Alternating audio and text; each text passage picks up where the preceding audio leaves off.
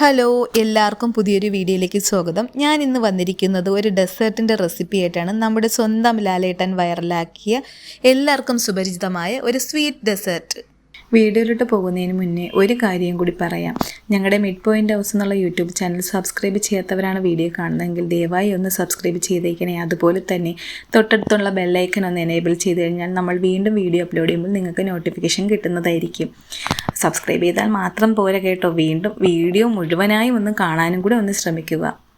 അപ്പോൾ നമുക്കിനി നേരെ വീഡിയോയിലോട്ട് പോകാം. നമ്മുടെ സ്വന്തം ലാലേട്ടൻ പരിചയപ്പെടുത്തിയ റെസിപ്പിയാണ് ഇത്.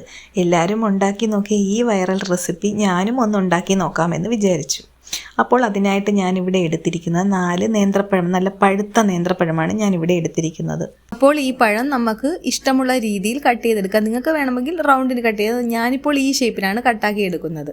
ഇനി ഇതങ്ങോട്ട് മാറ്റി വെച്ചതിന് ശേഷം ഒരു പാൻ അടുപ്പിൽ വെച്ച് കൊടുക്കാം. ഇപ്പോൾ പാൻ അത്യാവശ്യം ചൂടായിട്ടുണ്ട്. ഇനി ഇതിലേക്ക് നമുക്ക് 1 ടേബിൾ സ്പൂൺ നെയ്യ് ഒഴിച്ചു കൊടുക്കാം. നെയ്യ് ഇപ്പോൾ അത്യാവശ്യം മെൽറ്റ് ആയിട്ടുണ്ട്. ഇനി നമുക്കിതിലേക്ക് കട്ട് ചെയ്ത് വെച്ചിരിക്കുന്ന നേന്ത്രപ്പഴം നിരത്തി വെച്ച് കൊടുക്കാം.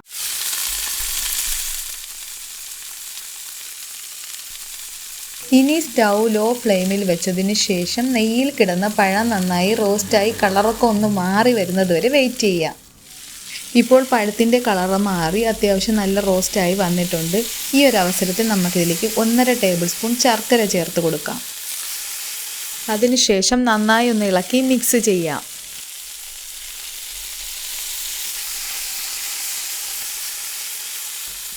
ഇപ്പോൾ ശർക്കരയെല്ലാം നന്നായി പഴത്തിൽ പിടിച്ചിട്ടുണ്ട്. ഈ ഒരു അവസരത്തിൽ നമുക്ക് 1 കപ്പ് തേങ്ങ ചിരകിയത് കൂടി ചേർത്ത് കൊടുക്കാം.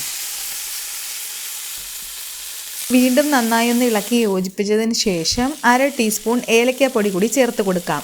ഏലക്കയുടെ ഫ്ലേവർ നന്നായി പിടിക്കുന്നതിന് വേണ്ടി വീണ്ടും ഒന്ന് ഇളക്കിയതിന് ശേഷം ലാസ്റ്റായിട്ട് ഇതിലേക്ക് ഒരു 10-12 കാഷ്യൂനട്ട് ക്രഷ് ചെയ്തതും കൂടി നമുക്കിതിലോട്ട് ചേർത്ത് കൊടുക്കാം. ഇത് ഓപ്ഷണലാണ്, ഞാൻ ചേർക്കുന്നതേ ഉള്ളൂ, ഇഷ്ടമുണ്ടെങ്കിൽ ചേർത്താൽ മതി.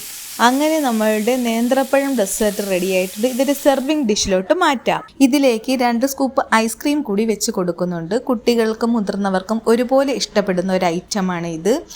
ഈ ഒരു ഡെസേർട്ട് എല്ലാവരും ഉറപ്പായിട്ടും ഒന്ന് ട്രൈ ചെയ്ത് നോക്കണം. എല്ലാവർക്കും ഉറപ്പായും ഇഷ്ടമാകും. അപ്പോൾ വീഡിയോ ഇഷ്ടമായാൽ ലൈക്ക് ചെയ്യുക, ഷെയർ ചെയ്യുക, സബ്സ്ക്രൈബ് ചെയ്യുക. വീണ്ടും അടുത്തൊരു വീഡിയോയുമായി വളരെ പെട്ടെന്ന് തന്നെ കാണാം. Thanks for watching.